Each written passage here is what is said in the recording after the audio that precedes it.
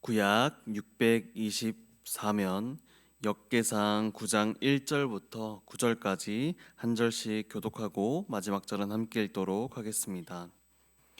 온 이스라엘이 그 계보대로 계수되어 그들은 이스라엘 왕조 실록에 기록되니라.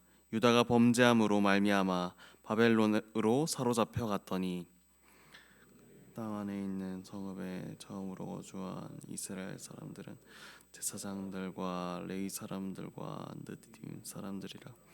유다 자손과 베냐민 자손과 에브라임과 므낫세 자손 중에서 예루살렘에 거주한 자는 유다의 아들 베레스 자손 중에 우데이니 그는 암미옷의 아들이요 오므리의 손자요 이므리의 중손이요 바니의 현손이며 실로 사람 중에서는 맏 아들 아사야와 그의 아들들이요 세라 자손 중에는 여우엘과 베냐민 자손 중에는 하스누아의 증손 호다위아의 손자 무술람의 아들 살루요 아들 이브노아야 미그리의 손자 으시의 아들 엘라요 이브니아의 송손 루엘의 손자 스바냐의 아들 무술람이요. 함께 읽겠습니다. 또 그의 형제들이라 그들의 계보대로 계수하면 956명이니 다 종족의 가문의 우두머리들이더라. 아멘. 오늘 읽은 9장 1절은 이스라엘의 역사를 한 문장으로 요약합니다.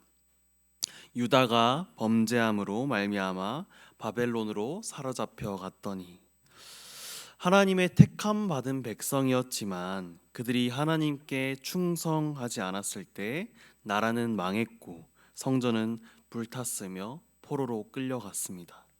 그런데 2절을 보면 70년이라는 길고 긴 포로 생활을 마치고 드디어 고국으로 돌아온 명단을 말해줍니다. 70년이라는 시간은 참 길고 긴 시간이었습니다.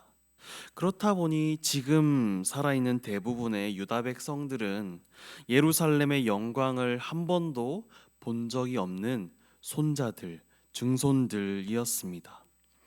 그들은 이미 오랜 시간 동안 바벨론에 집을 짓고 직장을 잡고 평안하게 정착을 하여 살고 있었습니다.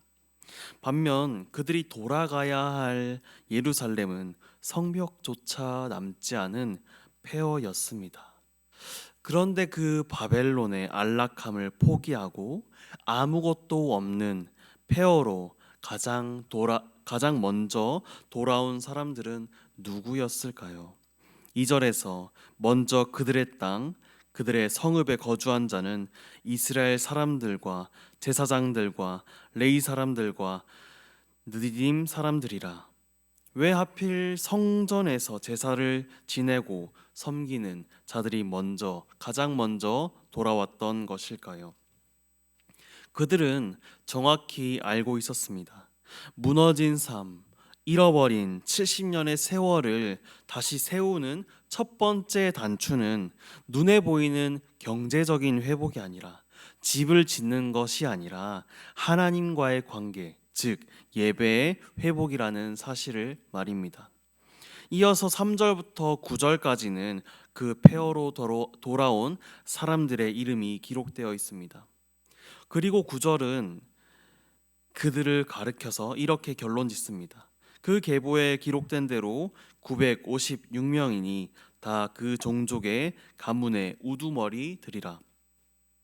그들은 모두 우두머리들이었습니다. 즉 리더들이었습니다.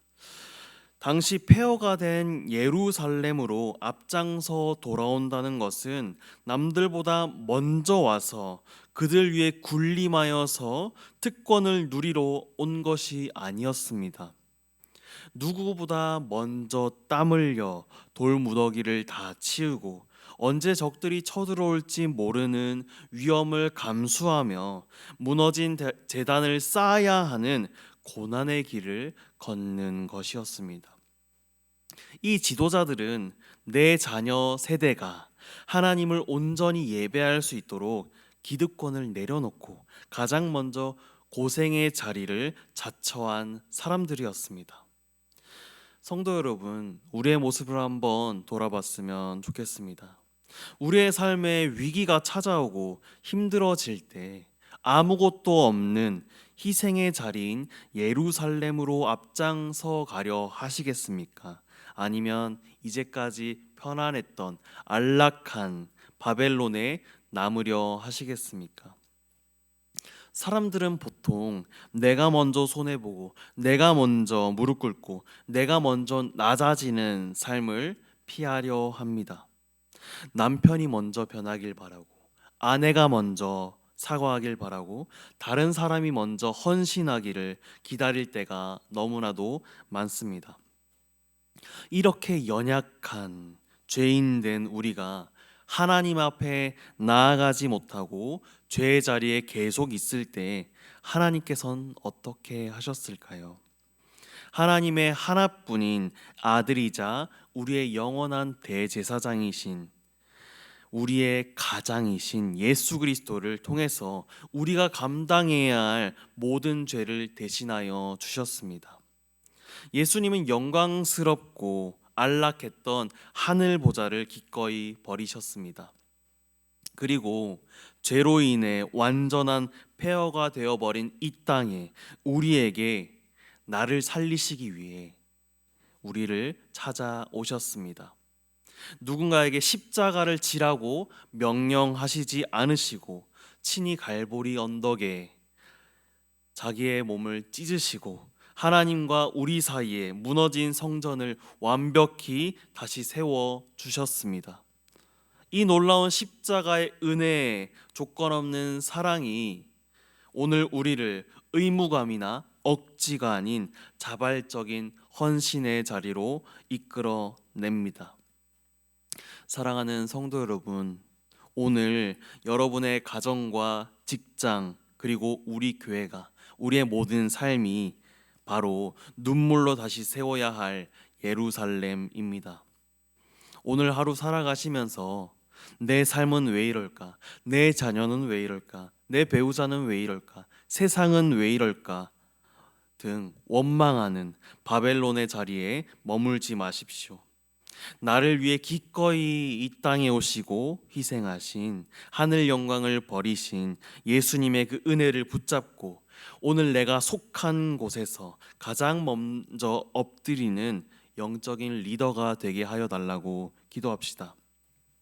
오늘 하루 출근하는 차 안에서 혹은 걸어가시는 모든 순간들 속에서 단 1분이라도 좋습니다. 일상을 멈추고 이렇게 기도합시다. 주님, 내 삶에 그리고 우리 가정에 무너진 평안을 위해, 내 직장에 깨어진 관계를 회복하기 위해 내가 먼저 축복하고 내가 먼저 기도하는, 내가 먼저 예배하는 한 사람이 되겠습니다 라고 말입니다. 아무도 알아주지 않을지라도 묵묵히 그 예배의 자리를, 하나님과의 관계를 지키는 여러분의 그 작은 희생과 기도를 통해서 여러분의 가정과 일터가 온전히 살아나는 기적이 일어나길 소망합니다. 기도하겠습니다. 하나님 아버지, 무너진 예루살렘 성전을 세우기 위해 바벨론의 안락함을 포기하고 기꺼이 고난의 자리로 가장 먼저 나아왔던 수많은 족장들, 리더들을 보았습니다. 이들의 헌신 뒤에 나를 위해 하늘 보좌를 버리시고 십자가라는 폐허에 가장 먼저 달려오신 예수 그리스도의 크신 은혜를 바라봅니다. 주님, 오늘 하루 내가 머무는 가정과 일터에서 남이 희생하기를 기다리지 않게 하여 주옵소서.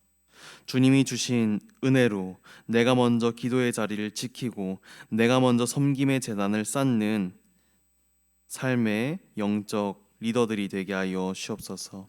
이 모든 것 살아계신 예수님의 이름으로 기도합니다. 아멘.